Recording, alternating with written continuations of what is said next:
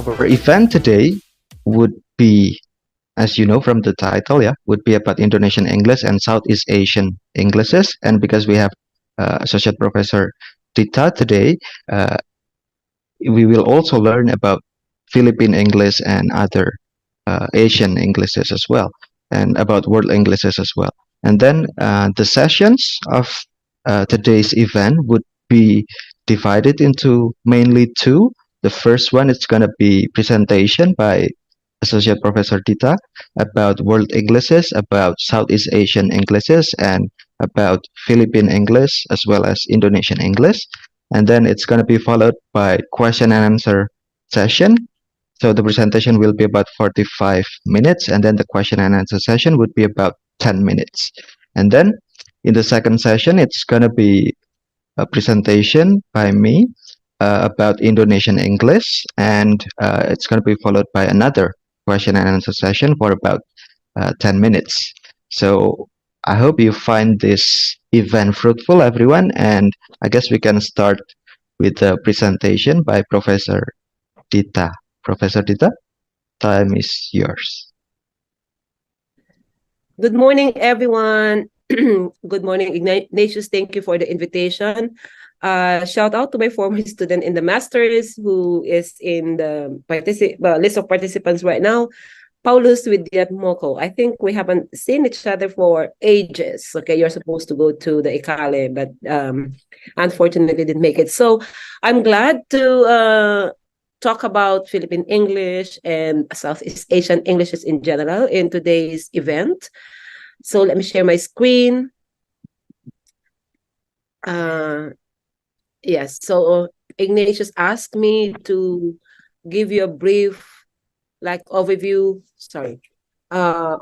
of Southeast Asian Englishes. Okay, so I titled my lecture Southeast Asian Englishes, just a brief overview, because according to the program, I'm only given 45 minutes. Okay, so I'll include here whatever I can. Okay, so this will be the outline of my presentation. First, I'll talk about world Englishes very briefly, about Asian Englishes. Okay, and then I'll just pick some of the outer circles from the Southeast Asian Englishes and discuss very briefly about the phonological, lexical, and grammatical features of these new varieties of English. And then I'll go to the concluding remarks, which will be all about the future directions of the legitimacy of these new varieties of English, and single out Philippine English since I come from that variety.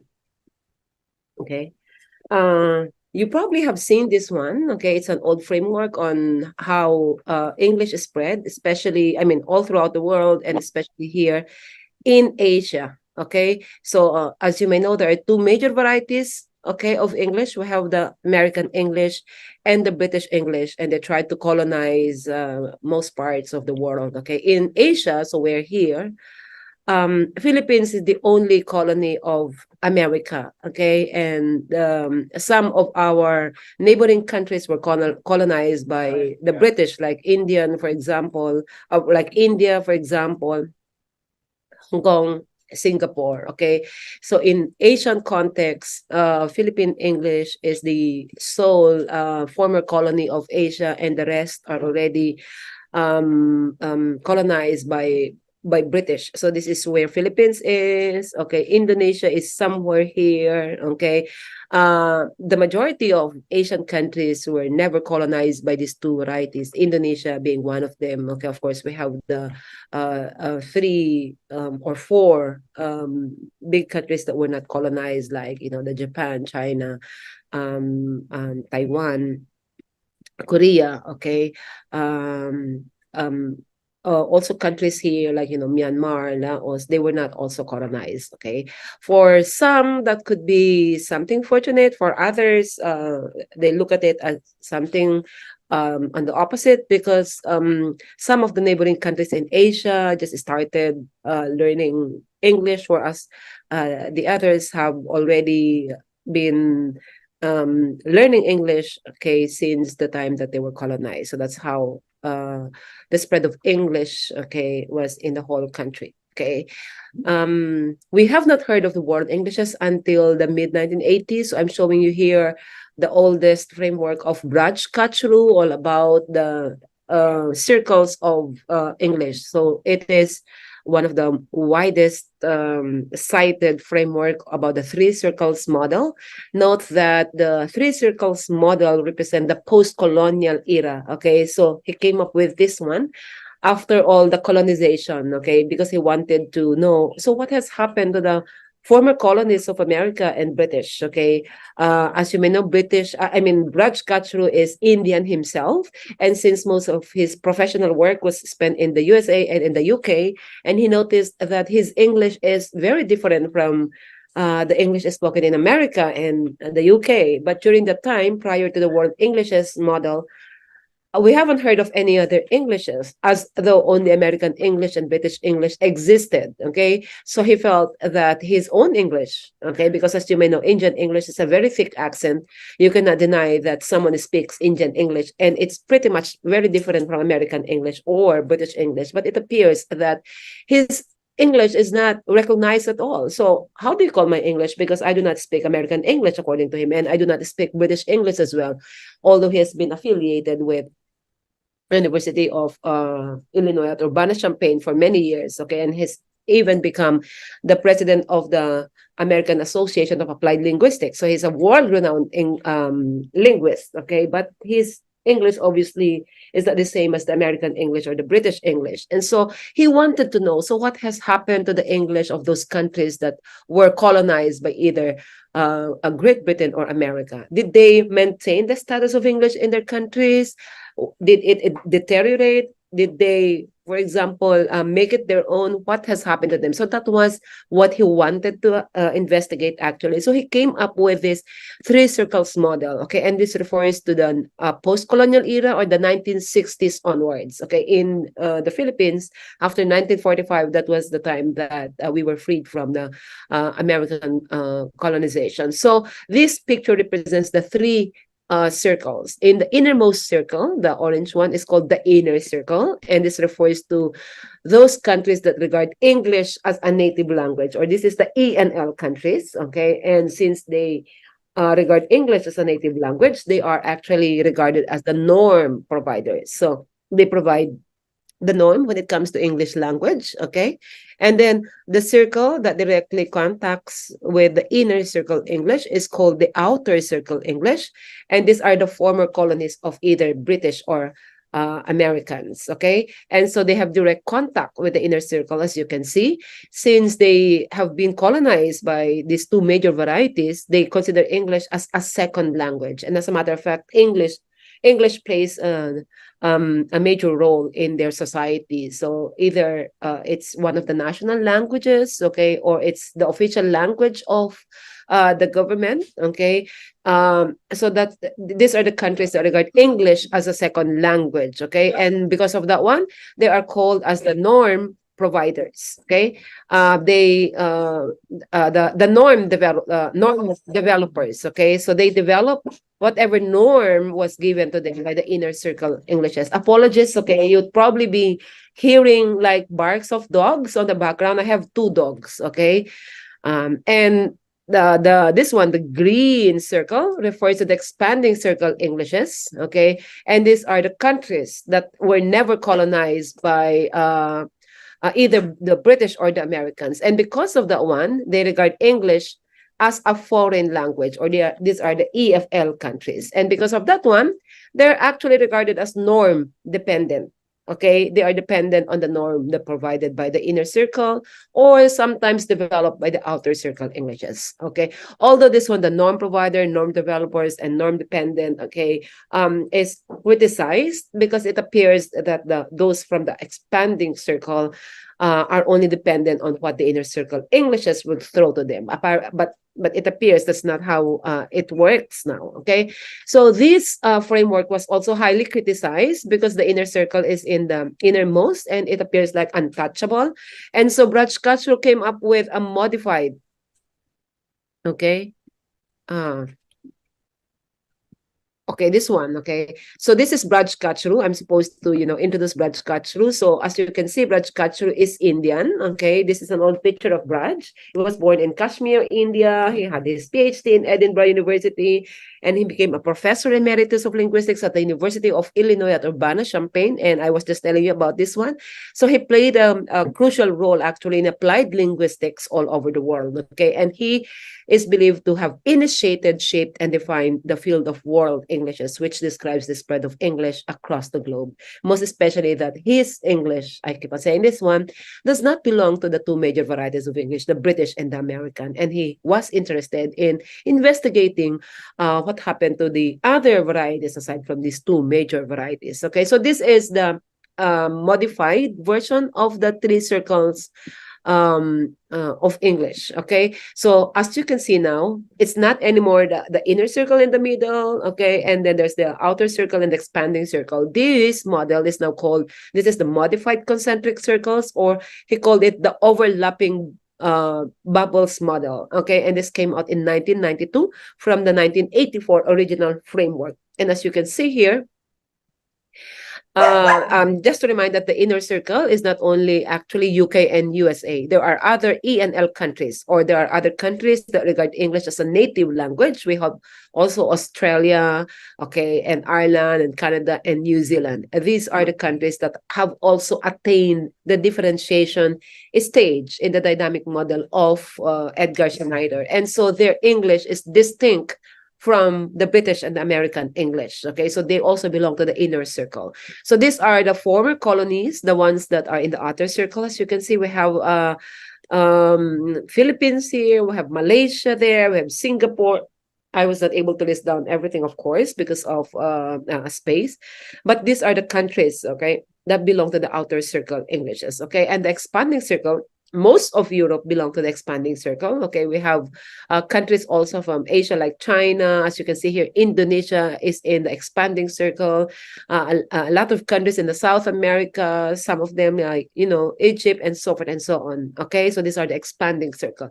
With the overlapping bubbles model, as you can see, okay, it appears that the outer circle, okay, like emerge from the inner circle, and the expanding circle like emerge from the outer circle.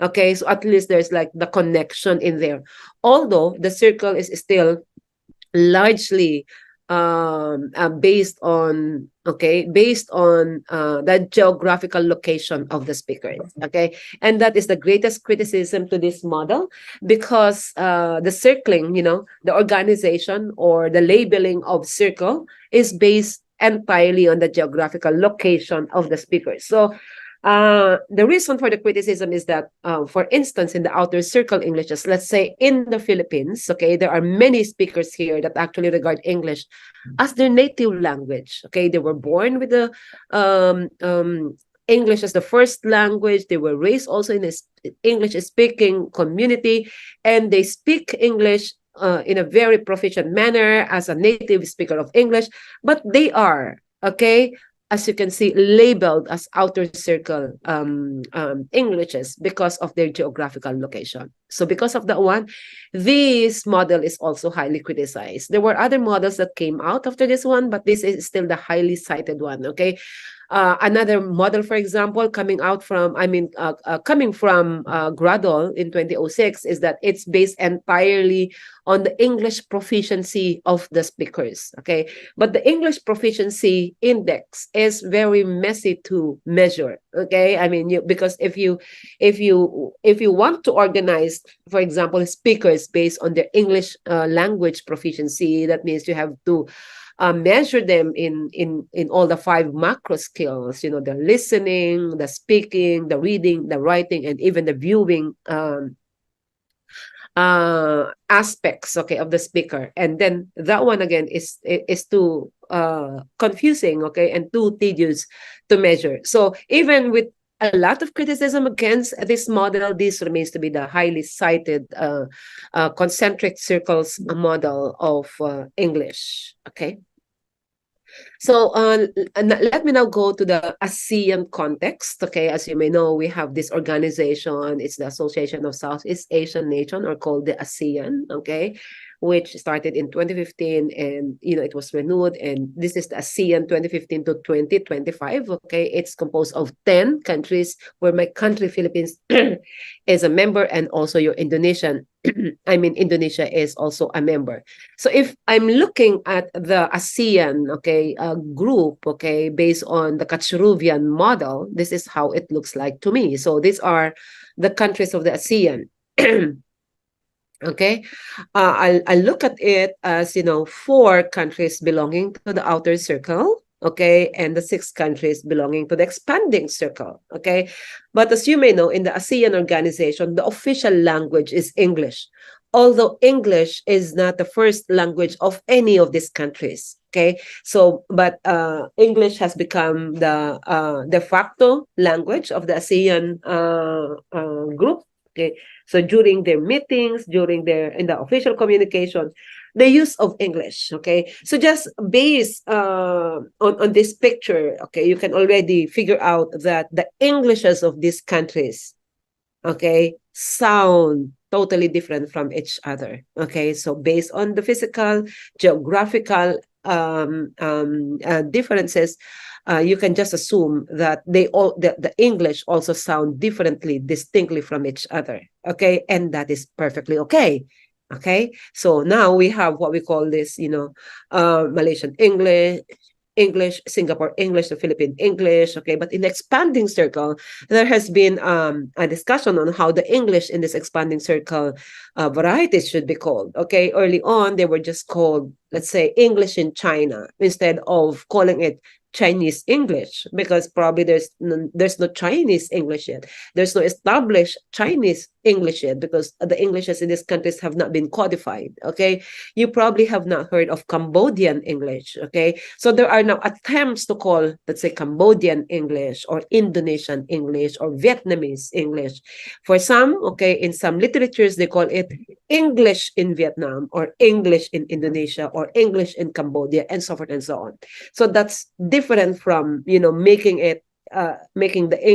English as the noun, like Cambodia English or Indonesia English. Okay, you'd see different various literature on this one, investigating what's happening with the English in this expanding circle. So that's actually a very interesting field, and I'm glad that Ignatius here is working on the description of Indonesian English. Okay,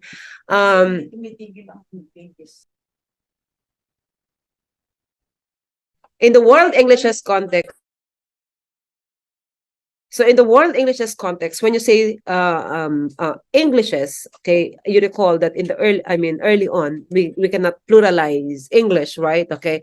But with the introduction of the world Englishes paradigm in the mid 1980s, okay, a lot of people have actually, raised eyebrows, like, can we now pluralize English? Because again, for the longest time, we have always believed that there's only one English. It's either American English or British English, depending on the colonizers. But with the pluralization of the word English, with the world Englishes paradigm, okay, which was obviously advocated by Kachru, this is now the result of the spread of English, because formally and functionally, English now has multicultural identities. Okay, so for example, in the Philippine context, okay, English was implanted to us by the Americans, but we have also made English as our own. Okay, it also we have also imbibed the culture of Americans in the same manner as we have also injected the culture of Philippines in our language. Okay, so we cannot just call it English. Okay, so that's what happened with English now. It has multicultural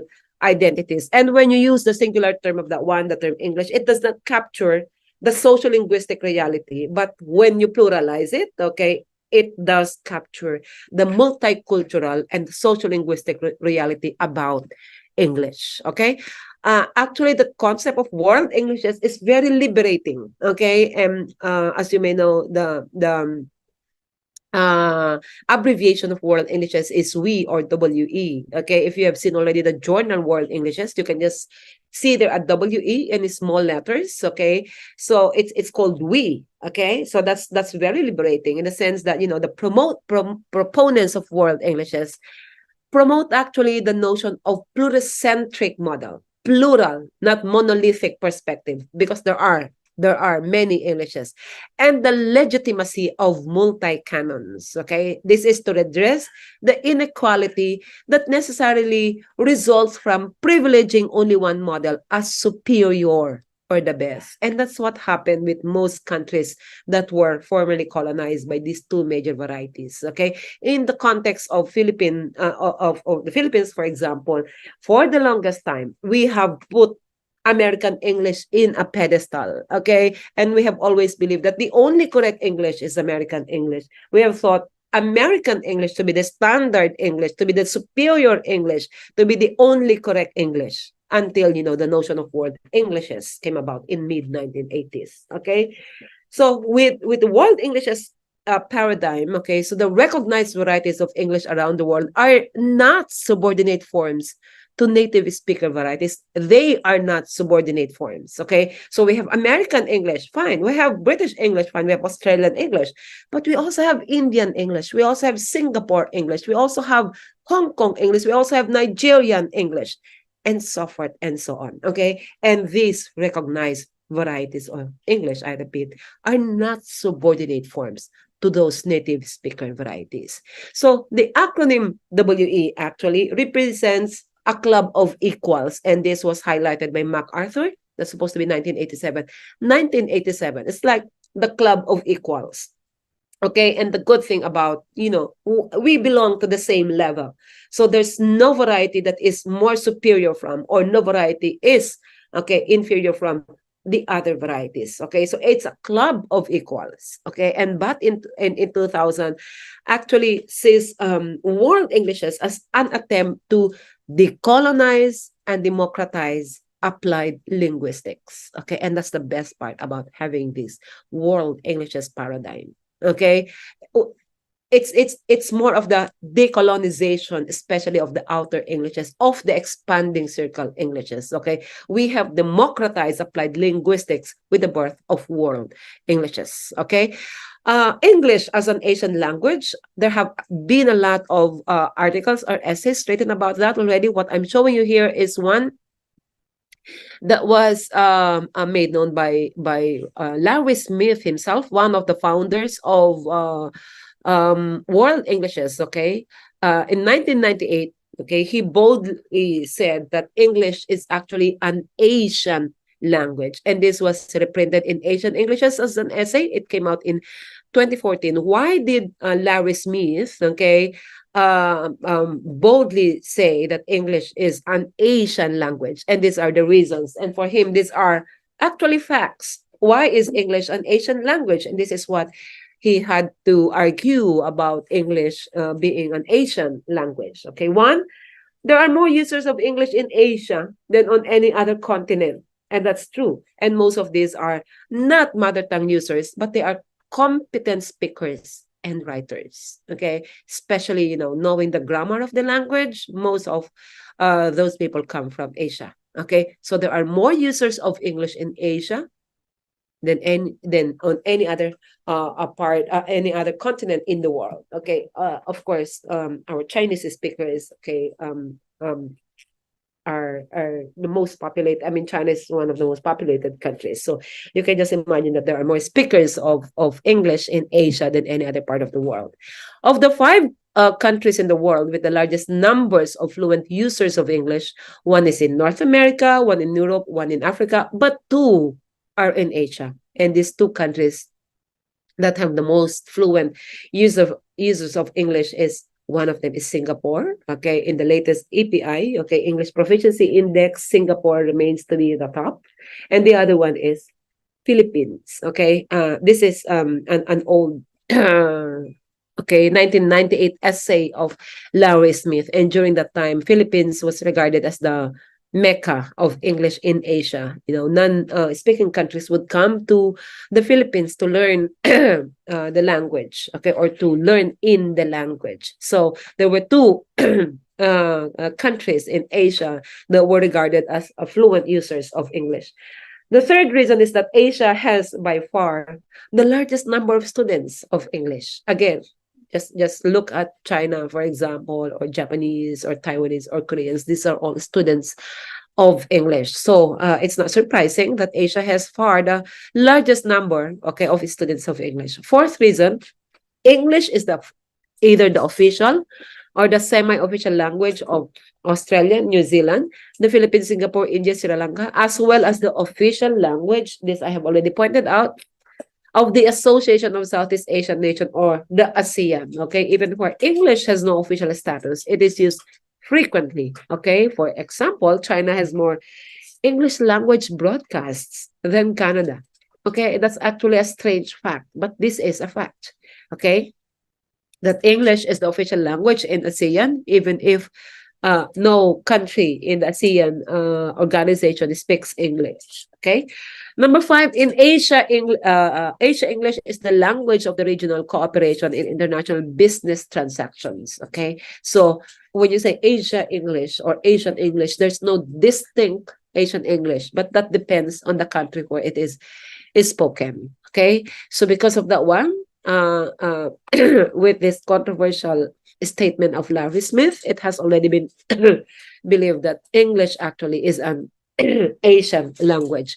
So when with the birth also of world Englishes, we know that there are levels of variation when it comes to English. Okay, the most obvious being the phonological variation. We have lexical, syntactic, pragmatic, and discoursal differences. Okay, I think the most obvious of this one is the phonological variation, but I'll be showing you just some of the phonological, lexical, and syntactic, okay, differences of these varieties of English, okay, in the interest of time. Okay, I'll keep in mind that I only have 45 minutes. Okay, so I'm showing you here.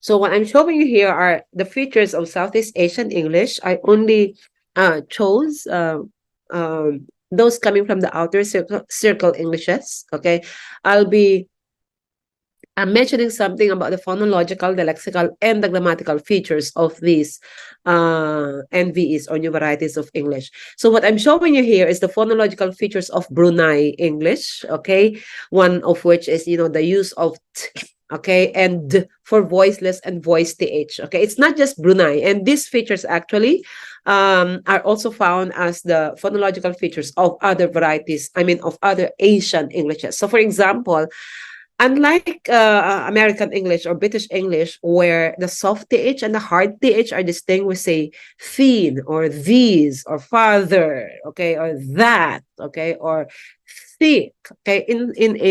In most Asian Englishes, they are simplified to just say father, okay, that, okay, or thin, okay, or thick. So it's simplified into just t and d instead of the or okay. The reduction also of final consonant clusters, okay, that's a bit challenging for some speakers. For example, Chinese English or Thai English, okay, they cannot say, for example, X, okay, X. So that's, the consonant clusters at the end. So the tendency is to just say, for example, extra large. They would say ekel, ekel, okay. So it's a bit confusing to them. Or for Chinese, okay, they could hardly say 300. They would say sui, 300. Okay, so again, it has nothing to do with the intellectual ability or what. It's just the composition, physical, okay, or familiarity of the sounds. Okay, the possible milieu of dress and trap. So like trap, dress, so like it's the same. No rhoticity also in Brunei English. The vowel length differences are not distinct. Remember, we only have 5 vowels in the English alphabet, but in American English, there are actually 14 vowel sounds. In Philippine English, we only have a, e, I, o, u. But in American English, there's a, o. There's e, there's u, o. There are 14 different vowel sounds. Okay, so Brunei English, just like other Asian Englishes, there's no reduced vowels as well. Remember, in American English or British English, there's only one vowel sound in a word. Okay, so for example, say elementary. So it's just the men with the vowel sound. All the others, that's elementary, that's supposed to be all vowel sounds, but they only have one vowel sound and the rest are already reduced vowels. To say secondary, okay, elementary, and the rest are not anymore, okay, enunciated, okay, they are already reduced or they are just schwa sounds, okay, and they are also syllable based rhythm, just like Philippine English. These are just some of the phonological features of Singapore English, also coming from the Turding and Lame Gruber in 2011. Same, the use of T and D for initial TH sounds, okay? The simplification of final consonant clusters, okay? For example, instead of saying past with the s and the t, we say past, it's past 12. So the T is already trapped, okay? Because that's very challenging. Final consonant clusters, the L vocalization, conflation of long, short, vowels such as fleece and kit. So that's the same, fleece, kit. That's just the same for some Asian Englishes. Or the merging of dress and trap, dress, trap, not dress or trap, not like that. Or the use of long monophthong for phase, goat, okay? Or the rhoticity, also very rare, again, syllable based rhythm, okay? These are also the features of Philippine English, on same as the other Asian Englishes, okay? One would be the absence of vowel reduction rule and a tendency towards spelling pronunciation. How okay, the way it is spelled, that's also how it is pronounced. So when you say secondary, okay, because secondary, that's also how we would pronounce it. Instead of saying secondary, we say utensils when it should be utensils, okay, or we say elementary when it should be elementary, okay. So the tendency for Philippine English, there's also the substitution of schwa to vowel sounds, the substitution of T for th, D for hard th, I have already explained. The absence of aspirations of initial voiceless stops, okay, and that's because of our first language. In English, as you may know, okay, the voiceless stops should be aspirated. We have to say paper, okay? It has to be aspirated. Paper. But in Philippines, because we have p also sound in Tagalog, we say papel. So when we speak in English, we don't say paper. We don't say papel. We just say paper instead of saying paper. Okay? So we do not aspirate the voiceless stops of b or p. Those are not aspirated. Okay? And same with other Asian Englishes. Okay? The simplification of the consonant clusters in the final position, just like the other varieties as well. There's also the tendency for Philippine English to shift the primary stress, for example, like exciting, okay, like exciting, okay, or exciting, or utensils, okay, or ceremony, instead of saying ceremony, they would say ceremony, okay. Usually the stress in Philippine English is in the second syllable, and in most English terms, the stress is on the first syllable. Okay, so that's what happens. Okay.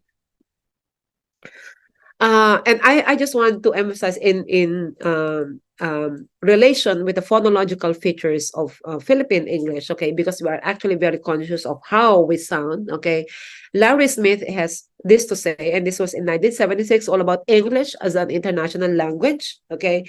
As early as, even prior to the birth of the world English's paradigm, Smith has already started talking about English as an international language. And because of this one, when we say that English is an international language, it means it is not bound to any one culture. Okay, it should not be regarded as, it's English, and therefore it has to sound like British English. It has to sound like American English. That's a myth. Okay, because English has become international in character, and hence it cannot be bound to any culture, meaning that a Thai does not need to sound like an American in an ASEAN meeting, or an Indonesian does not have to sound like a British or an American speaker of English when ordering coffee in a Starbucks, for example, or a Filipino does not need to sound like American English speaker or a British English speaker when attending an international conference located, for example, in London or in the USA. Okay,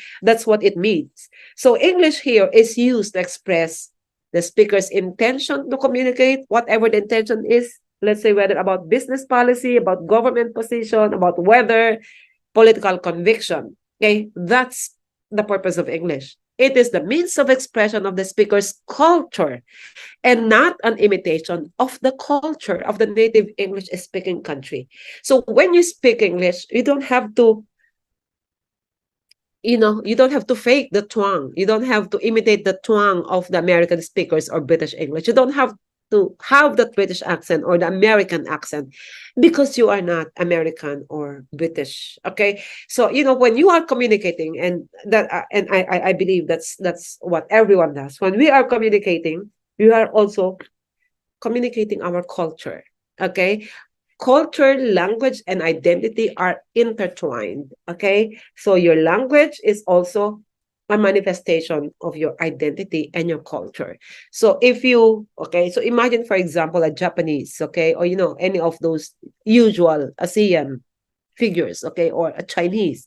You don't expect the Chinese, for example, to sound like American speaker of English, or an Indian to sound like a British speaker of English. Okay. So just looking at them, you already have a preconceived notion that they sound differently from either American or British. Okay. So if you see, for example, a Filipino, you would expect him to sound like a Filipino speaker of English. Okay, you don't expect, that person to sound, this person should sound like American speaker of English. So in the same manner as if you see Indonesian, for example, you expect him to sound Indonesian, okay, speaking English, or Indian speaking English, or Chinese speaking English. Okay, so that's what Smith has been, arguing, okay, since time immemorial, that we don't need, okay, to imitate the English speaking country when we are speaking English. Okay, and David Crystal, David Crystal, okay, you know David Crystal, he's the big guy, okay, and in one of his interviews on YouTube, okay, which was aired in August 2019, okay, this referring to the phonological features, okay, and he emphasizes this one, that there are two important concerns when speaking English: intelligibility and identity. Intelligibility is just that, that you are understood. Okay, the message is sent across. Okay, so that should be the main concern when you are speaking in English, that you are understood. Okay, you don't need to fake someone else's, accent. You don't have to, put a twang to your English just so you can sound differently. Okay, but the primary goal is that you are understood. Okay, and the next important concern should be that you are also communicating your identity, whatever your identity is. And so he emphasized that there's no such a thing as homogeneity in language. Okay, there's not just one sound of English. It's not homogeneous. Okay, there will always be variation. And he emphasizes this one. And as long as variation doesn't get in the way of intelligibility, for as long as you are still understood, it has to be respected first, then fostered, because these are the makers of identity. It should actually be encouraged. Okay, that you are, for as long as you, exert effort to be intelligible, to be understood, you don't have to lose your identity in the process. As a matter of fact, that is encouraged, that you retain your identity when you are speaking. Okay, and so what if you have accent? That's part of your identity. And so what if your accent is thick? For as long as you are intelligible, and that's what you have to work on. Okay, because you want to send the message across, so you make sure that when you speak, okay, you are understandable, you are intelligible, but you don't need to lose your identity in the process. Okay, and he says that the difference between intelligibility and identity is not just a matter of intelligence, because intelligibility is for the head, okay, and identity, okay, is for the heart. And I hope that when you are speaking English, you don't lose your identity in the process. Okay, make sure that you still, okay, are communicating your identity. If you are a Filipino, then sound like a Filipino. If you are an Indonesian, then sound like an Indonesian.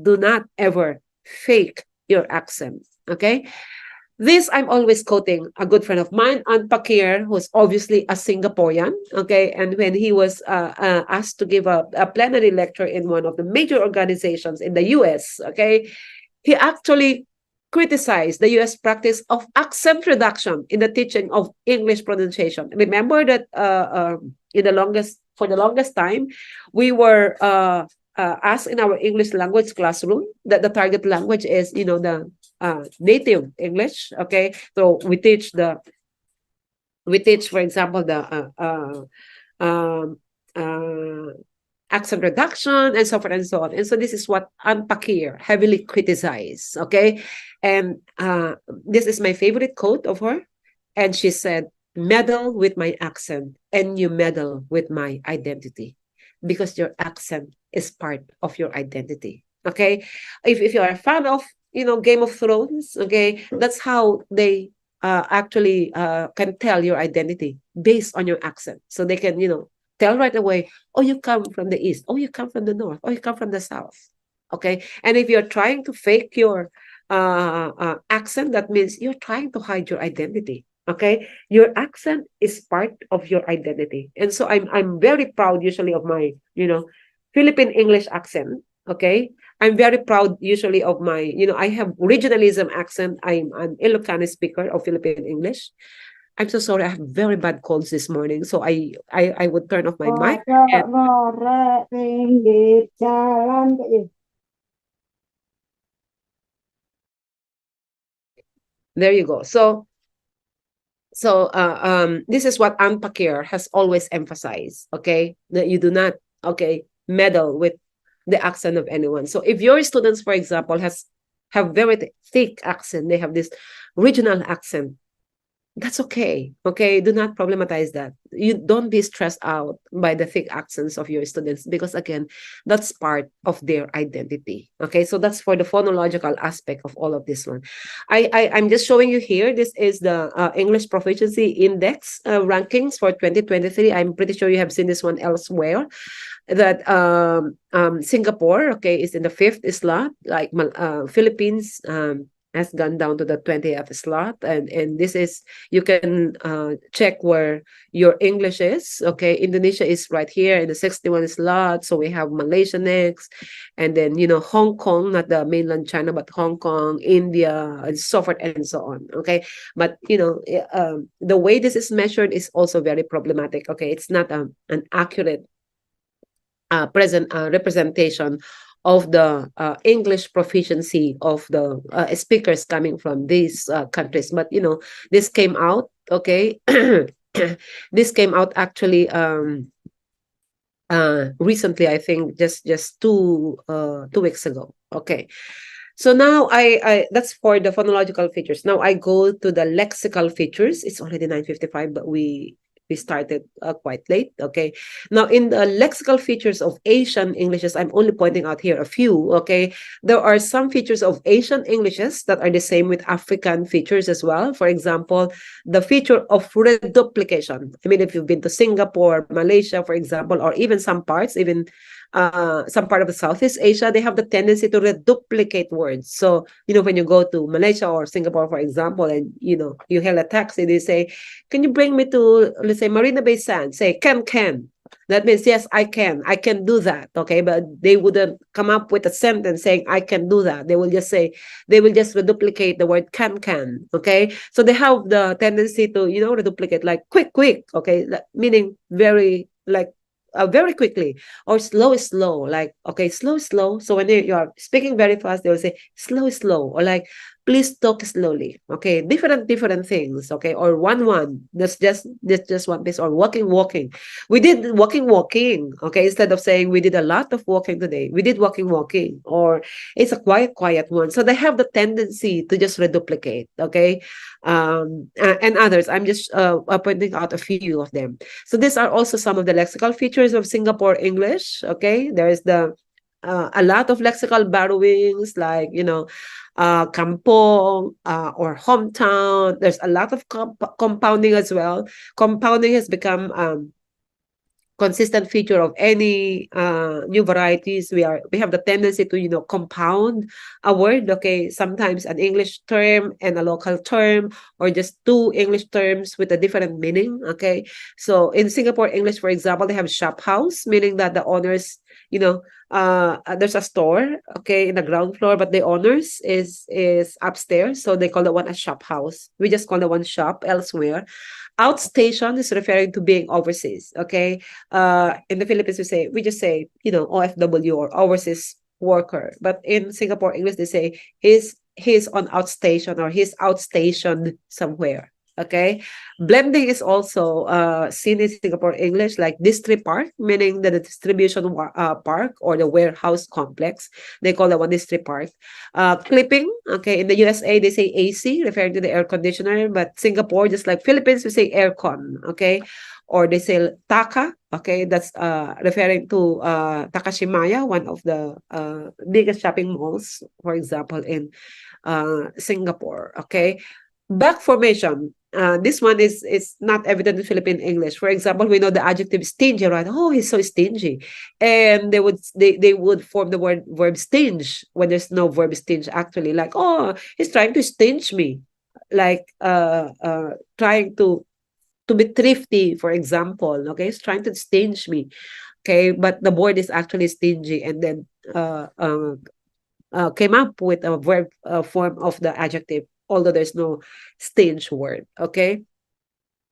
They also tried conversion. For example, the arrow, okay, so means to point. Okay, so you would hear Singapore English like, the boss likes to arrow the difficult tasks to me, meaning to point or to assign. Okay, why are you arrowing me? Meaning, why are you pointing at me? Okay, so that's a different use of the word arrow. Okay, acronyms like BKE, like Bukit Timah Expressway or City Central Expressway, which they understand. Derivation of loan words. Okay, lexical innovations. One of the popular lexical innovation is the killer litter. Okay, and these are actually referring to the rubbish discarded from high rises buildings. Okay, which could actually kill someone by accident. They call that one the killer litter because we have a lot of that one in Singapore. Okay, these are some lexical features of Malaysian English. They have what we call the cue or the keep in view. Okay, something also unusual for me. Like say, keep on file or hold it for further consideration. Okay, they say, okay, you like keep it for now. Okay, they will call it keep or keep in view. Okay, or the MC, for example, he's on MC today. Okay, that's like a sick leave or a sick note or an excuse letter. Okay, it's actually a medical certificate, so they just call he's on MC today on like medical certificate.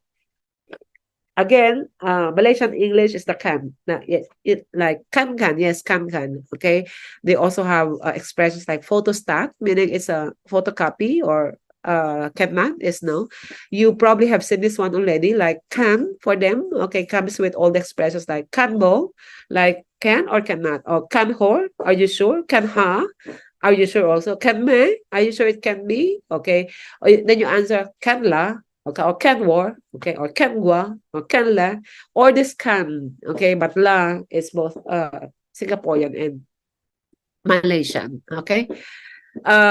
These are just some of the lexical features of Philippine English. Okay, if you've been to the Philippines, okay, we have expressions like economic plunder, okay, ambush interview, okay. It's like it sounds scary, but when we say ambush interview, it just means a surprise interview. Okay, just give me a minute.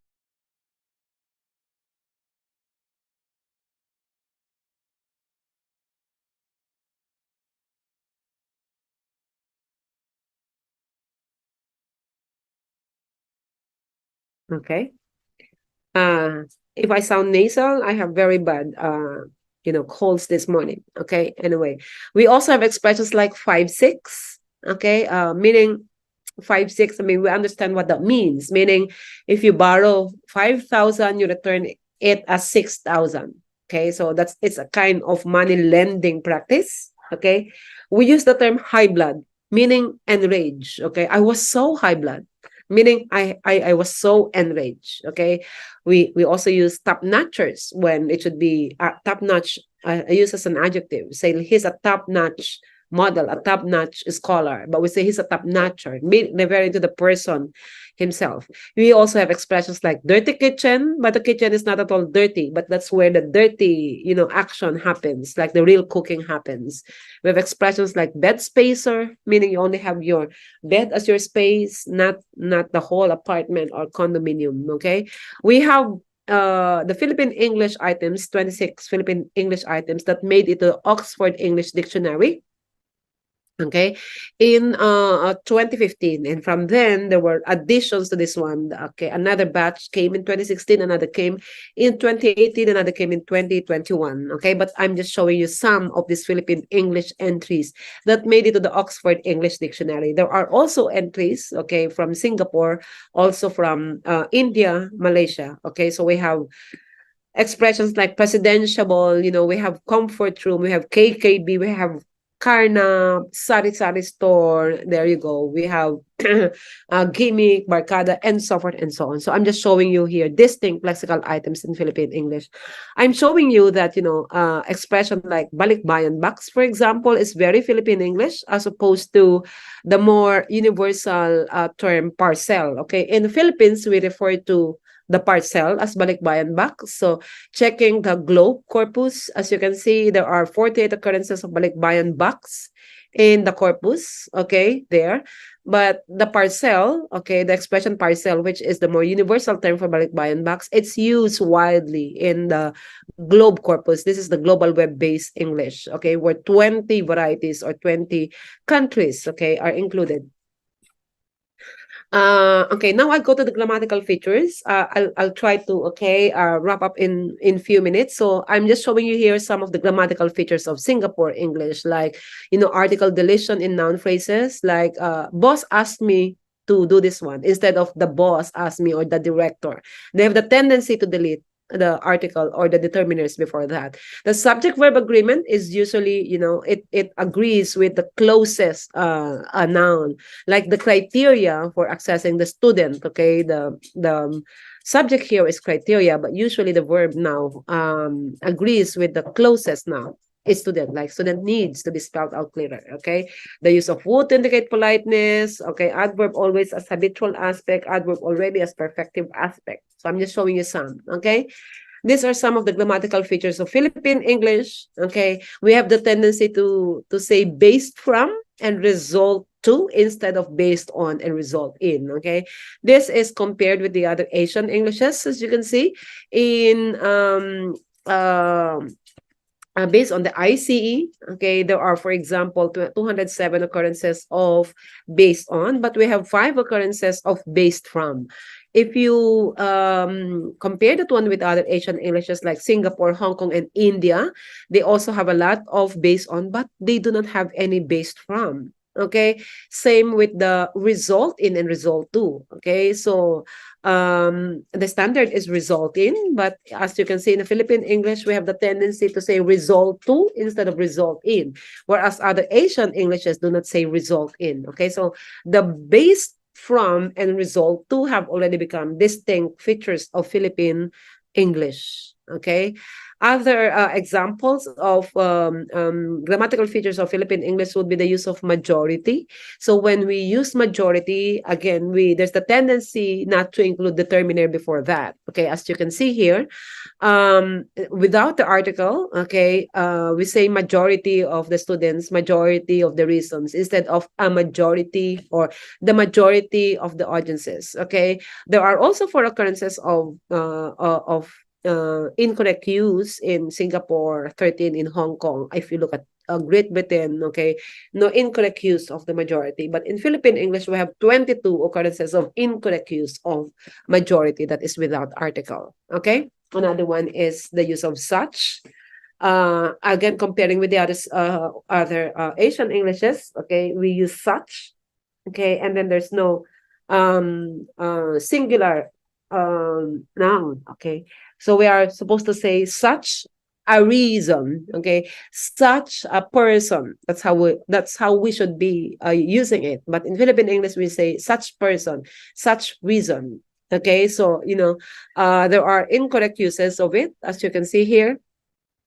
Okay, like 20 incorrect uses out of 224. Other varieties also have incorrect uses. Okay, just showing you some of the features. So I'm showing you here the corpus, the English dash corpora org corpus.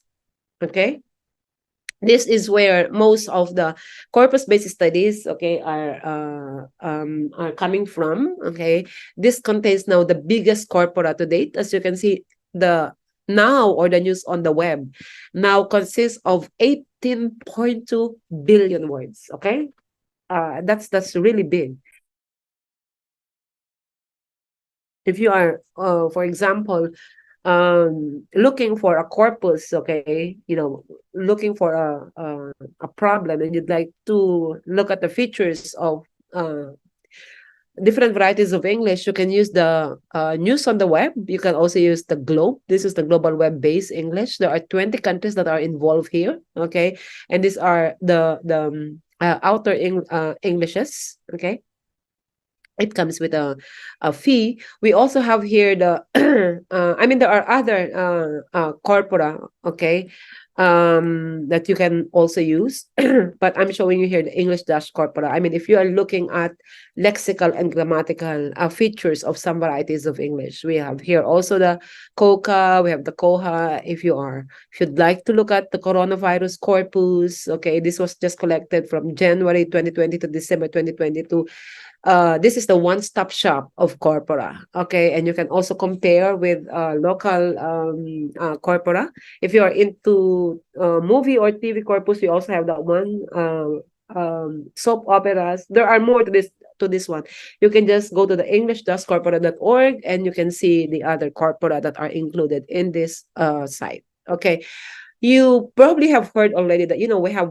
I do not have the luxury of time, but world Englishes is one. There's also the English as an international language, or the EIL. Okay, and you probably have heard already of ELF, or English as a lingua franca. So there's WE there, there's EIL, and there's the ELF. Okay, and then came the global Englishes. Okay, which Jennifer Jenkins first introduced in 2015, and there were already a lot of scholars working on global Englishes. One of them, of course, is Nicola Galloway and Heath Rose. Okay, Barbara Seidelhofer, for example. So it's not a new paradigm, but the global English is just put together all these related paradigms. Okay, so it's a paradigm actually that includes the concept of world Englishes, of English as a lingua franca, of English as an international language. Okay, I have given webinars about these related paradigms as well in the past, okay? And this one examines the global consequences of English use as a world language. Again, the global Englishes also acknowledges the individual or the regional varieties of English in the same manner as it also acknowledges the English in the ELF context, or in the expanding circles. That's the ELF, okay? And the EIL also, or English as used in ELT, okay, and they have this JELT, or the Global English Language Teaching, okay. So the global Englishes extends the lens of WE, ELF, and EIL to incorporate many peripheral issues associated with the global use of English, such as globalization, linguistic imperialism, education, language policy, and planning. Okay, so like everyone is talking about the global Englishes, but it's not a different paradigm from world Englishes, or a different paradigm from ELF or EIL. It's just, putting all together these related paradigms. Okay, this is coming from Galloway in 2017. All of these features, paradigms, actually have implications for English language teaching. For example, world Englishes showcases new Englishes in different geographical contexts. That's what I was talking about this morning, okay? The English as a lingua franca showcases the use of English among speakers, okay, of different first languages. For example, okay, one is a speaker, Chinese, the other one is Indonesian, and you meet, for example, in Starbucks or at the airport, okay, you know that you do not speak English, okay, but you'd like to communicate with each other. So you try to speak in a particular English that you both understand, but it doesn't have to be reflective of Indonesian English or Chinese English. It's just default English, and that's what ELF is all about. Okay. And then we also have the English as an international language, or EIL. It emphasizes the multilingualism and the diversity of English for ELT. Okay. So in the ELT, in the English language teaching context, okay, we also teach this particular English, again, not about the regional Englishes, not ELF, but English as an international language. So in the ELT context, you'd like to speak an English that is understood like universally or internationally. So it's like neutral. Okay, it doesn't have to be Philippine English, it doesn't have to be like Indonesian English, but it's an English that is intelligible internationally. Okay, again, it's not different from any of these paradigms. They are interrelated. Okay. And then, of course, they have already introduced this concept of translanguaging, which is now, in an EMI classroom, okay, the use of other languages aside from English, the use of additional languages, all of these concepts, okay, have implications for the English language teaching. So this is what's happening out there, okay? There are a lot of resources that you can actually consult. We have here the Brunei English. There are a lot written about Singapore English, Malaysian English. We have Philippine English, okay? I miss actually the slide all about Philippine English we have, okay? If you are asking when does an error become a feature of a potential of an English, okay, this was the $1,000,000 question raised by Brother Andrew Gonzalez in 1983. There are answers to that, okay, like when do you say that a particular structure, for example, is now a feature of, say, Philippine English, of Singapore English, or Indonesian English, okay? So the answer to that one is that when do these errors cease to be errors and become part of the standard? Okay. I mean, some of you might be asking this one. So the answer to that one is that if enough educated elite in the society commit these supposedly errors, okay, but we don't call them errors anymore, then these errors, in effect, have been accepted by the society as the standard. And the thin line separating error from accepted feature is difficult to trace, okay, and that's actually true, okay. Although some of us still regard some structures to be error, okay, although sometimes they are performance error, okay, and that's different from a feature, okay. So in the world English as paradigm, you have probably seen this one. We do not regard it actually as a mistake or an error unless it's a performance error, and that's a different thing, okay. We are referring to the educated English here, okay. We regard this one as initially as deviation, okay. So when you say, for example, in the Philippines we say wherein instead of saying where or in which, okay, I want a place wherein I can connect to the Wi-Fi, where you can only you can say that one, I want a place where I can automatically connect to the Wi-Fi, but we say wherein in Philippine English, so it's not a mistake, okay. So initially we call that one, we treat it as a deviation, meaning it's a deviation from American English, it's a deviation from British English or whatever native English you've got. But even the concept of deviation is problematic, because that means you are regarding you consider that there's a norm to the English, that American English or British English are the norms, okay. So from the concept of deviation, we turn to innovation, okay, that these are actually innovations, okay. You innovated the English that was implanted in your culture and you made it your own, so you tried to innovate it. For example, in American English they say cope with. In the Philippines, we say cope up with. So that's the innovation that we did.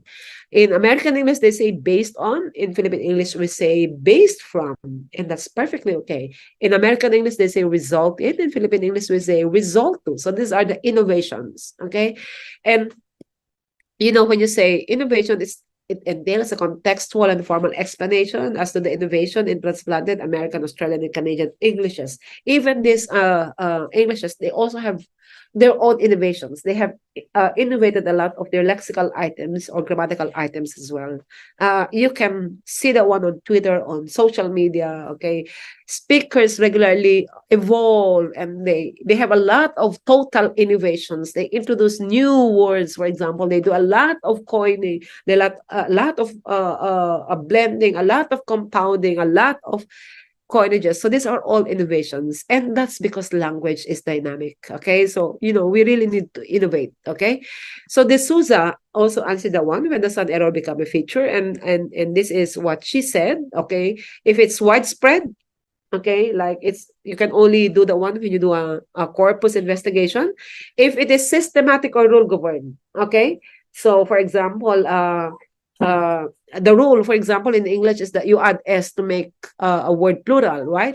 So if you see jewelries instead of just jewelry, that's still systematic and still rule governed. Okay, so we have innovated from the very strict just jewelry, you cannot pluralize that one. Now we can actually say jewelries. From the very strict, you cannot say teas or coffees. Now we can perfectly say teas or coffees, and you can see that one everywhere in the whole world. Okay, coffees and teas here. Okay, back probably 10 years ago or 20 years ago, you cannot pluralize coffee or tea. Okay, so these are the changes. Okay, so for as long as it's systematic and rule governed. Okay, and what is crucial is that it is used by competent users in formal situations. So if that's the case, then if this is now the answer to all this one is yes, okay, then the usage must be seen as part of the standard regardless of conscious acceptance or rejection. You don't need, group of people like accepting the structure or rejecting it. If there's already, you can see it's widespread, okay, it's used by competent users, then it's now a feature of that particular variety. Okay. Showing you here the legitimacy of Philippine English. Okay. Dying in 2012 already made clear that Philippine English is a legitimate nativized variety of English. It is the language used by Filipinos in controlling domains such as science and technology, the judiciary, the legislature, bureaucracy, higher education, scholarly discourse, and the like. Okay. So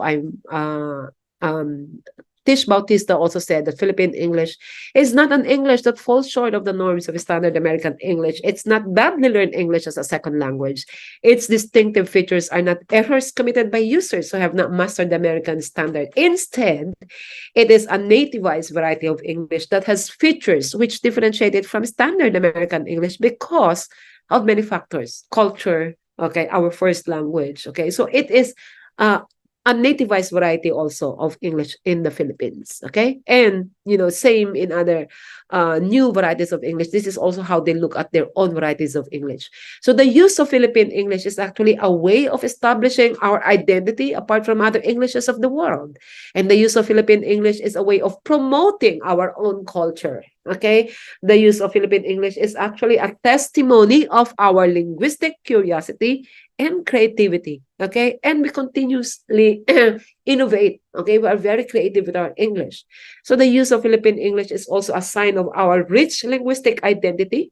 Okay. And Philippine English will truly evolve in the future. As the other Englishes, they will continue to evolve in the future. Okay. So this is usually my closing. Okay. Your Philippine English or whatever variety of English you speak, Indian English, Singapore English, is as valid and as legitimate as any other variety of English out there, may it be Singapore, Australia, or British English. Okay.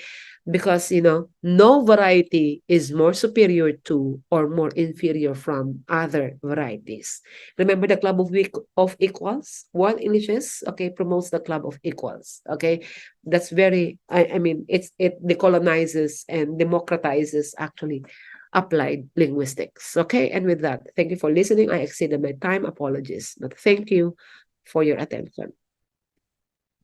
Thank you very much, Dr. Dita. It's very inspiring and, as always, very refreshing.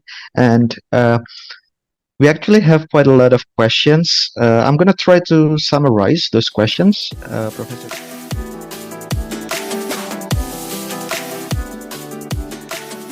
Everyone. So I would like to present about Indonesian English. It's actually a dissemination of my research that is sponsored by the English Language Education Department and my faculty at UKDW, Universitas Kristen Duta Wacana. So one of the output or the outcome, you'd say, about this research is a book. So I am in the process of publishing a book about Indonesian English, and it's still currently in the press, and it's scheduled to be published in 2024 January. So basically, in this presentation, I would like to preview the book, the content of this book, and the result of my research. So I would like to start off by asking this question. So why Indonesian English? So why did I conduct research about Indonesian English? It all started with a question about my own identity because, as you know, I'm Indonesian. Apparently, I'm Indonesian, and I teach English in Indonesia right now. And when we talk about this fact, it's quite funny because I'm teaching a foreign language in a country that has very many languages, local languages, and also national language. And here I am teaching a foreign language, the so-called foreign language, English. And I also had the experience of teaching English in Thailand because when I pursued my master's degree, I went there to Thailand, and then my professor asked me to teach English in Thailand to Thai students. So you would imagine, an Indonesian teaching English to Thai students, how odd that is, right? So yes, that's something that motivated me to write this book about Indonesian English. And I've done some preliminary research about it, and I started with research on words, on the vocabulary of Indonesian English. And I produced these two papers. The first one is about you might notice the question mark here, Indonesian English. So it means that I wasn't sure at that time whether there's such variety called Indonesian English or not.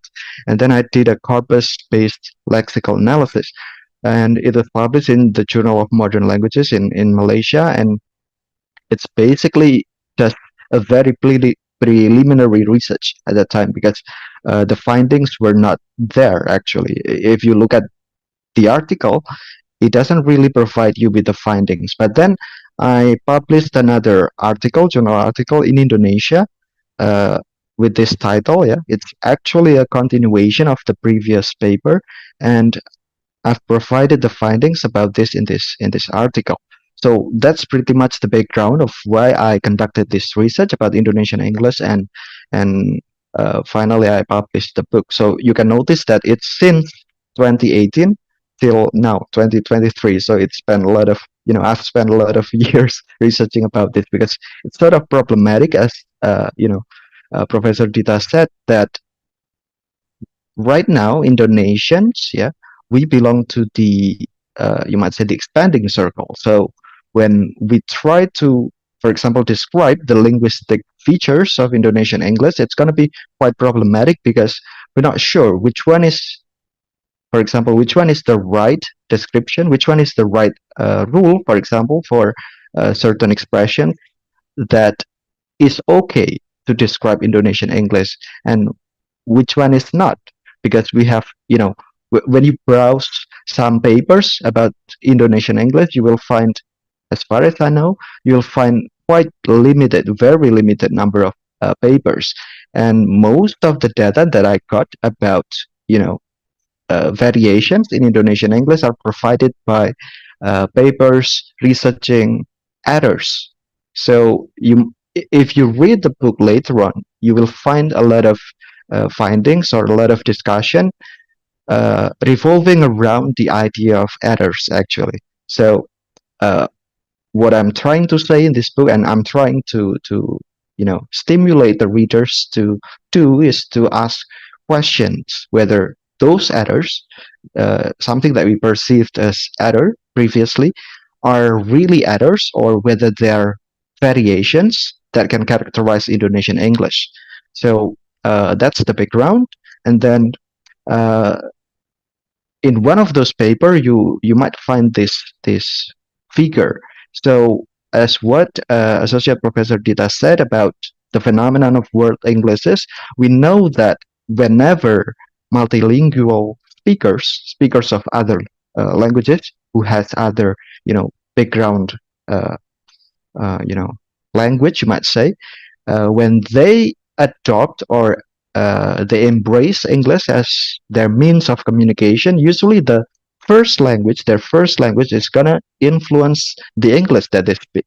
So that's why if we have, for example, our native language, say Indonesian, or we have other local language as our native language, it's probably very normal that we're gonna speak Indonesian English because the English that we produce is gonna be influenced by our Indonesian language. So that's the fact that I observe uh, very frequently occurring in Indonesia. So I believe in this book, I'm saying that I believe that Indonesian English is already here. I mean, it exists right now, and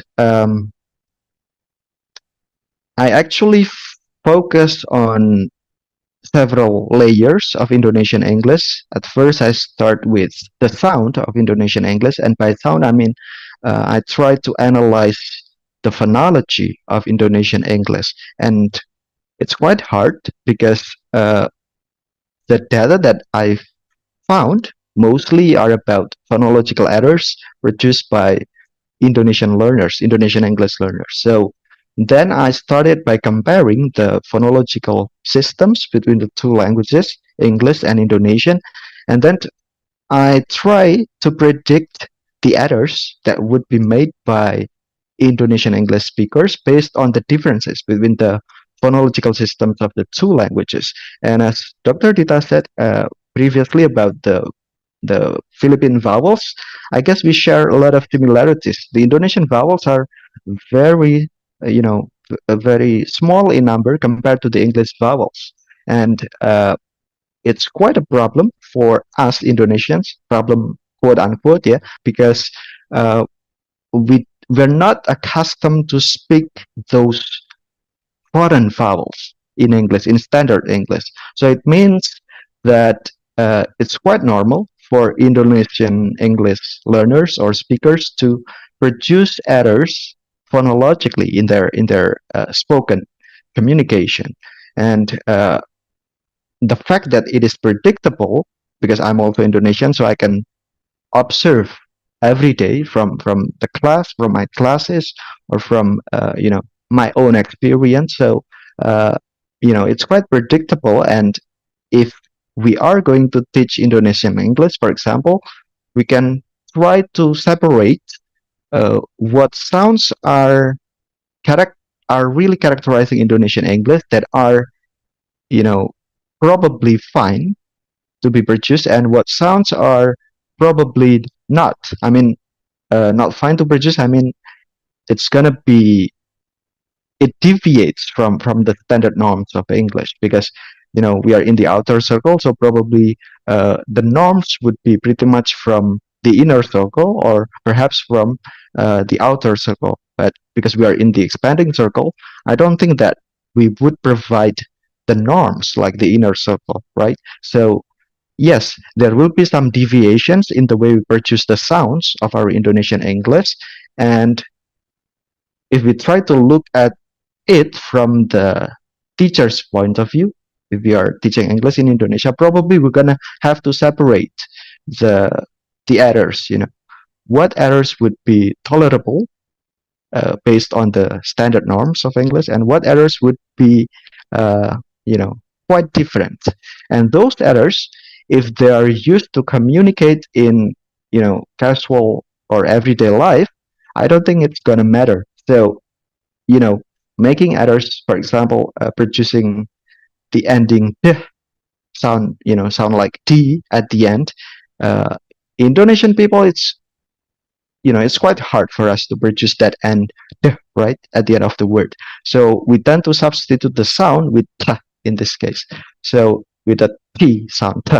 So that kind of error, if it is produced in the casual conversation, I don't think it's going to cause a lot of problem because we can guess the meaning of the sentences in the context, right, in the conversation. So but yes, when we try to produce acrolectal version of the Indonesian English, the advanced version or maybe mesolectal version of the English, maybe we're gonna need to still consider those as errors. So I use the word maybe because again, I cannot really claim that it's the right thing to do. It's just my suspicion. So uh, yeah, we need to do further research about it. So one of the example that might exist in Indonesian English variation is uh, it also has been mentioned by Dr. Dita, yeah, the aspirated sounds. So in Indonesian language, we don't really have aspirated sounds. So that's why if we have the sound like this, template in inner circle English, Indonesian English speaker would tend to substitute the aspirated sound with an unaspirated one. So it's gonna be template, something like template, not template, right? So uh, I think error like this, it's not really error, right? Because here is actually like allophone of this phoneme, right? So it's not really an error, and it's okay if Indonesian English learners, for example, they produce this one. So yeah, I think it's one of the feature of Indonesian English that is okay, and to say template or a tem, that's gonna be fine, right? And there are some other, but actually there are quite a lot of variations that I discussed in the book, but I couldn't mention them all here. And then we get to the next layer, and it's about the lexicon, the words, and also the lexicogrammatical uh, level of Indonesian English. Why I describe the linguistics of Indonesian English in the lexicogrammatical level?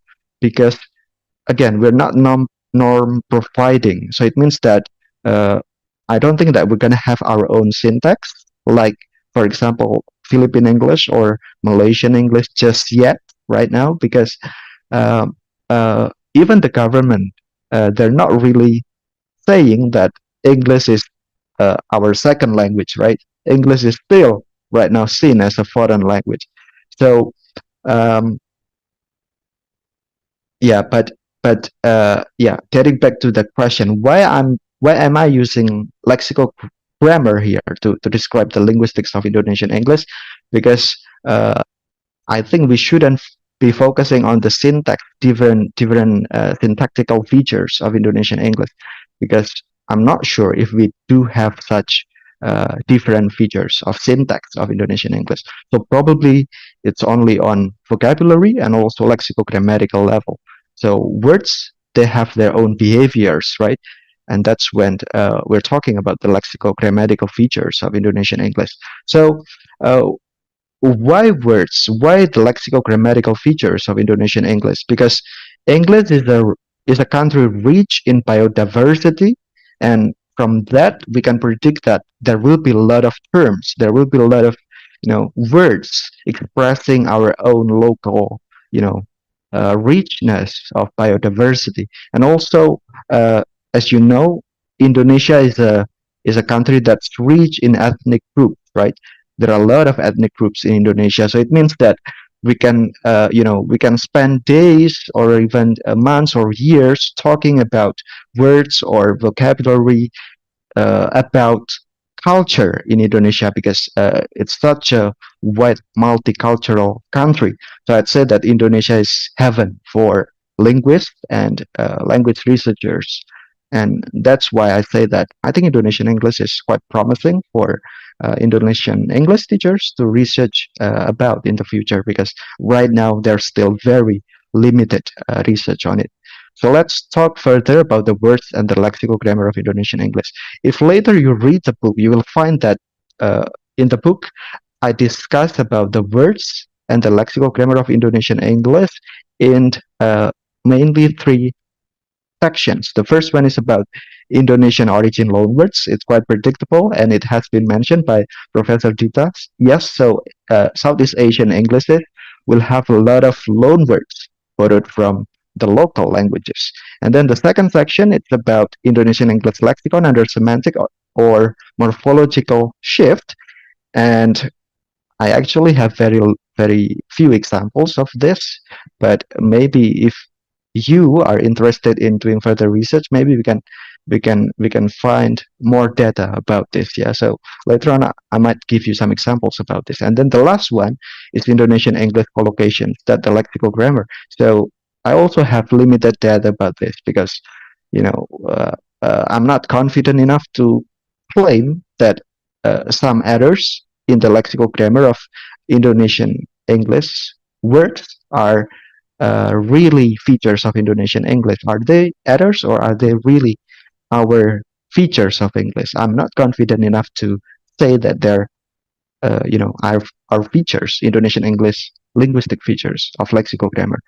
So let's get to the examples. Now, about the words, you'll find a lot of Indonesian origin loan words like tumpang, and then you're going to have words like rendang. So I didn't make those examples. Those examples are from the corpus that I collected from, if I'm not mistaken, it's from newspaper, local newspaper, and also from Wikipedia. Wikipedia is a rich source of Indonesian English. But again, if you want to create a corpus out of Wikipedia, you're going to have to select articles that talk about Indonesia. So the term Indonesian English that I use in this book is actually the kind of English that is used to talk about Indonesia or produced by Indonesian writers or speakers or both. Yeah, or it can be even produced by foreign speakers like American speakers or British speakers or other speakers who talk about Indonesia. That's going to be Indonesian English. So it's a quite ambiguous term that I use, yeah, Indonesian English in my book. So in this example, we can see that tumpeng, rendang, they are names of food in Indonesia. There are countless names of local foods in Indonesia. For example, we have in Yogyakarta, we have gado-gado. So it wouldn't make sense to me to say uh, gado-gado in long English, because many times when we go to the restaurant, you might find some translated version of the word, right, in English, and I don't think it helps. So translating gado-gado to what, to salad or something like that, it's going to reduce the meaning.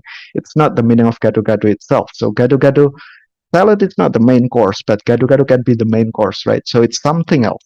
So there are, you can look at the local foods in your areas. We have a lot of local foods, and I don't think that translating the names of those local food would help so much for us Indonesians to communicate in English. I think the right way is to use the loan words from the local languages in our English, just like this one. And you will find a lot of data like this in Wikipedia articles that talk about Indonesia. Yeah, I'm not sure if I cannot really say if the writers are Indonesians or not, but for sure those articles they talk about Indonesia and they use the loan words like this. And then the next one, it's another example about the use of Indonesian origin loan words in YouTube videos. And you're going to notice that the speakers in those YouTube videos, they're not really Indonesian, but they're talking in English about Indonesian context. They're explaining about Indonesia in their videos. Uh, the name of the channel, if I'm not mistaken, it's The Lost Boys. Yeah, so they're the two of them, they're basically Americans, and they spend a lot of their time in Indonesia, and they make YouTube contents about Indonesia. So you will often find English that has Indonesian English loanwords like warungs, for example, warung with s here. So it has been borrowed perfectly, right, into countable noun of English, becoming warungs. And then we have bakso here. So I don't think we can translate bakso into meatball or meatball soup. That doesn't really reflect the bakso that we have in Indonesia, right? Because in other countries they also have meatball or meatball soup, but it's quite different from the bakso that we have in Indonesia. So bakso, I think using the word bakso would be the right way using the loan words, yeah, and many other examples. And then what about the lexical grammatical features? You might have some words like staff, for example. You will know that in Indonesia, we conceptualize the word staff as a person, not as a group of person or, as collective noun. So that's why you will often find writing produced by Indonesian people considering staff as countable nouns, both in singular and in plural form. These examples are taken from a very well-known newspaper published in Indonesia in English language. So it's an English language newspaper, well-known newspaper published in Indonesia. Even in that well-known newspaper, you will find these forms, a staff and staffs, yeah, which is, by the way, not the feature of inner circle English, but you will find similar features of, this kind of English in Indian English, yeah, yeah. And then there are some other examples. For example, like handphone. It's quite popular in Indonesia to use the word handphone, but I don't think it's that popular. I don't know in the Philippines, but in many of the countries they use the word cell phone, right? Cell phone or smartphone. In Indonesia, we tend to use uh, handphone instead of cell phone or phone. And then yes, we use smartphone as well. And then we have words like, for example, flash disk for flash drive. I think in other countries, flash drive is more popular, but in Indonesia, flash disk is widely used. It's very common. And then another example would be this, the collocation of this expression. So we're gonna, many Indonesian English speakers are gonna produce these expressions like discuss about or explain about, that is uh, an error if considered prescriptively. So from a prescriptive point of view of the inner circle English, they're gonna consider uh, discuss about and explain about as errors. But in Indonesian English, many people they produce these expressions, discuss about and explain about, because in Indonesia we tend to say those in our local languages, right? We use the word about in many examples and many expressions. So that's why uh, it gets borrowed into our English, yeah.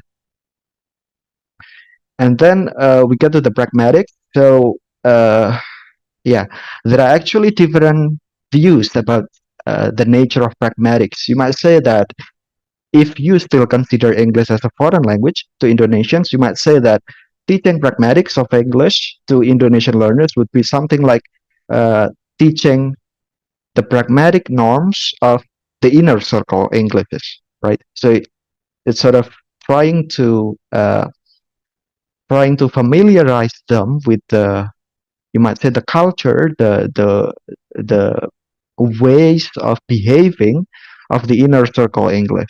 So yes, it's like teaching the pragmatics of other Englishes. But in my view of this book, I see that pragmatics should be, I think it should be localized.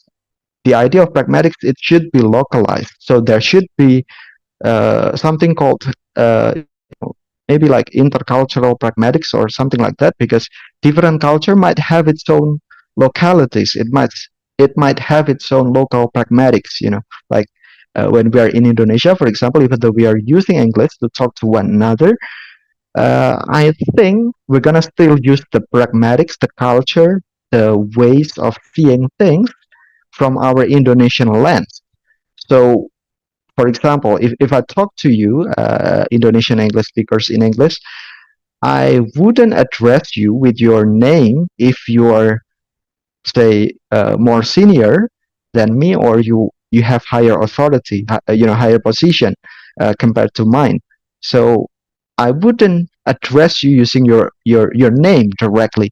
But if you go to, for example, the States, addressing somebody with their names would be pretty much common, regardless of whether they are, for example, your professor or your teacher, right?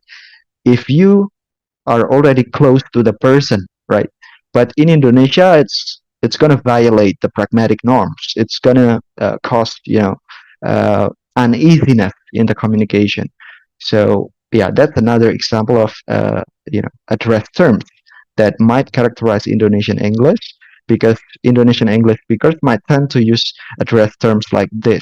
So, like at the beginning, I address Indonesian participants as Pak and Bu, because that's Indonesian English that I produce. So, even to my students, I would say to my students that, when you greet me, just say, good morning, Pak Endarto or Pak Ignatius, something like that, instead of saying good morning, Mr. Ignatius, because that sounds socially distant to me. So Mr. would sound very formal and socially distant, but Pa would sound very, you know, it's still polite, but it doesn't sound too distant. So I think, um, address terms. We have a lot of address terms in Indonesian languages, right? I think address terms should be used as part of the pragmatics of Indonesian English because they're not really reflected, well reflected in the inner so-called English's pragmatics, you might say. So we might have pa, we might have bu. If if you go to Thailand, even though you're speaking English, when you address your colleagues, for example, you might use the word achan. Achan means teacher, right? So it's like saying, "Good morning, teacher Ignatius," something like that. And in Indonesian, we would use the word pa or bu to address those persons. So I think that part of the pragmatics. And then you might have in Indonesian, you might have like, for example, haji or hajah, something as the religious title for Muslims to go to Mecca, right? So that can be borrowed, I think, in Indonesian English. Or you might have something like, if you're Catholics, you might have something like Romo. Romo is like, the title that we use to address a father, right? Something like that, or even kiai or santri. Those words I think should be borrowed into Indonesian English because they signify not only the vocabulary but also the pragmatic. And then another thing would be speech acts. So we study speech acts very much, right, in pragmatics, and uh, I've tried to do systematic review of many Indonesian articles about the speech acts employed by Indonesian English teachers. And I suspect that the frequency that you see here, they actually characterize the culture of Indonesia. They characterize the pragmatics of Indonesian English because, uh, as you see here, you might conclude that directive is the most used type of speech acts, right, by Indonesian English teachers. Would that represent other Englishes? I don't know, but I think uh, it may represent Indonesian English because you know when you are talking when you are students and you're talking to your professors or to your teachers, for example, um, as students, you might not use directive, right? But as your professor or as your teachers, they might address you, they might communicate with you in English using directive speech acts, and that's fine. That would then, cause irritations to the students in this case because we appreciate respect to elders, to teachers, and so on, right? So I think the speech act performed by Indonesian teachers here who are teaching English in English are reflective of Indonesian culture, of Indonesian pragmatics. So what I'm saying basically is that Indonesian English, I think, has its own pragmatics. And then, yeah, those are some examples of the chapters of these books. And another thing why I said that Indonesia is heaven for language researchers and linguists who are researching about languages, local languages, national language, or even English language, because we have so many languages. We have so many local languages, like what, like 700 local languages, and those languages are distributed in, you know, many areas in Indonesia. It means that maybe we do not only speak Indonesian English, speak and write Indonesian English, but maybe we also have Indonesian Englishes. So I've met Bu Happy Adityarini from Universitas Muhammadiyah Surakarta as the speaker in the previous webinar held by our department, English Language Department of Duta Wacana. So um, she has written a book on Javanese English. So Javanese is one of the local languages in Indonesia. So I think Javanese English does exist. Uh, along with Indonesian English. So we might have Indonesian English, we might have Javanese English, we might have what Papuan English, we might have Batak English, many other Englishes, Jakartan English, I don't know, Betawi English, something like that. So, for example, getting back to the sounds, to the phonology, if you go to Bali, you will find a lot of sound, right? They might say like uh, differently, like when we say right?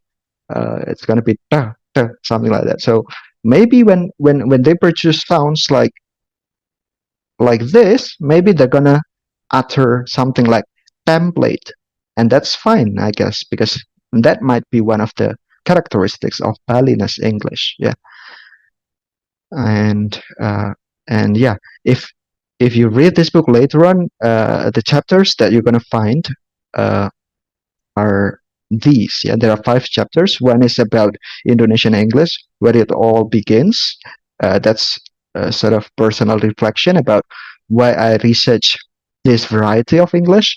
And then the second one is the sound of Indonesian English. It's the phonology of Indonesian English. And then the third one is the words and the lexical grammar of Indonesian English. And then the other one is the pragmatics, the fourth one, and discourse of Indonesian English, because we have our own Indonesian discourse. We have, pantun. Pantun is a discourse of, it's an Indonesian discourse, right? I don't think that we have pantun as a discourse of inner circle English, as far as I know. Yeah. So you might find some public figures, or you might read some pantuns in English, and those, I think, are examples of hybrid genres of Indonesian English. Yeah, because by genre, by rules of text, it's Indonesian, because pantun is by nature Indonesian, and maybe it's also uh, you know it's also natural in some other Southeast Asian countries, like for example Malaysia. You will find pantun as well in Malaysian culture, right? So that can be a hybrid genre if the pantuns are expressed in English, right? So yeah, discourse of Indonesian English, here I focus on some examples of those hybrid genres. And then another one would be the last chapter, that is socio-linguistic view of Indonesian English. So those are the chapters, and it's set for publication in January 2024. And lastly, as I said earlier, because we have very limited number of work, number of research, yeah, papers, studying, examining Indonesian English, maybe we need to have some kind of forum in which we can share our works or our articles, presentations, whatever, about Indonesian English, about Indonesian Englishes, the regional varieties of Englishes that might be influenced by those local languages in Indonesia, through this forum. So, the WhatsApp group that you have joined, maybe that can be our group, in which I invite everyone in that group to share your works, your presentations about Indonesian English, and hopefully we can establish sort of a linguistic description of Indonesian English that is better than uh, this very limited research that I did. And hopefully in the future, we can also answer some more complicated questions, like how can Indonesian English be more intelligible, for example, and what kind of rules or norms should we teach uh, you know, in relation to Indonesian English when we handle our classes in Indonesia, for example, right?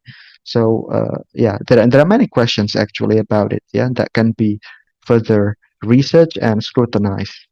And yeah, if you haven't joined the WhatsApp group and you are interested in joining that, uh, later on you may contact me. Yeah, this is my email, and then let's work together to collaborate and research further about Indonesian English.